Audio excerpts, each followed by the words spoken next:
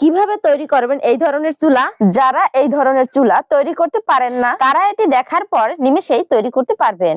প্রথমে মাটির উপরে একটি গোল দাগ দিয়ে তার ভিতরে একটি কৌটো বসিয়ে চারপাশ থেকে মাটি দিয়ে দিন। তৈরি করার আগে মাটিটাকে ভালোভাবে মেখে নেবেন, তাহলে চুলাটি ব্যবহার করার সময় মাটিটা আর ফেটে যাবে না। সম্পূর্ণ জায়গায় মাটিটা দেওয়া হয়ে গেছে, এবার আমি হাত দিয়ে সমান করে দিচ্ছি। এবার কৌটোটির পাশ থেকে কয়েকটি মাটির দলা বসিয়ে দেব। এখানে এই মাটিটাকে 4 ইঞ্চি পরিমাণে উঁচু করে দিতে হবে। এরপরে হাত দিয়ে মাটিটাকে একটু সমান করে দিন। এবার আমি দ্বিতীয় সারিটি তৈরি করব, তার জন্য নিচ থেকে 2 ইঞ্চি পরিমাণে আবারও মাটি দিয়ে দিচ্ছি।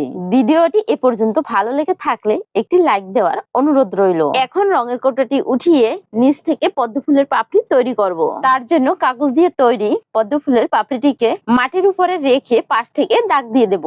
এই কাগজ দিয়ে তৈরি পাপড়িটিকে আমি আগে থেকে তৈরি করে নিয়েছি। পাপড়িগুলো দাগ দেওয়া হয়ে গেলে একটি কাঁচি দিয়ে মাটিটাকে কেটে দিতে হবে। ততক্ষণে ভিডিওটি আপনি কোথা থেকে দেখছেন অবশ্যই কমেন্ট করে জানাবেন। উপর থেকে কাটা হয়ে গেলে পাশ থেকে কেটে দিন, তাহলে খুব সহজে মাটিটা উঠে আসবে। দেখুন মাটিটা কত সহজেই উঠে আসছে। সবগুলো পাপড়ি তৈরি করা হয়ে গেলে চুলাটির মুখ কাটতে হবে। এখান থেকে মুখটি কেটে নিয়ে উপর থেকে 3টি ঝিক বসিয়ে নিন। ব্যাস, এবার চুলাটিকে একটি নুড়ি দিয়ে লিপে দিন। এটি ব্যবহার করার জন্য মাটিটাকে শুকিয়ে নিতে হবে। দেখুন কত সুন্দর একটি পদ্ম ফুল চুলা তৈরি হয়ে গেল। এখন চুলাটিতে আগুন জ্বালিয়ে দেখাচ্ছি কত সুন্দর আগুন জ্বলে। সবাইকে ধন্যবাদ।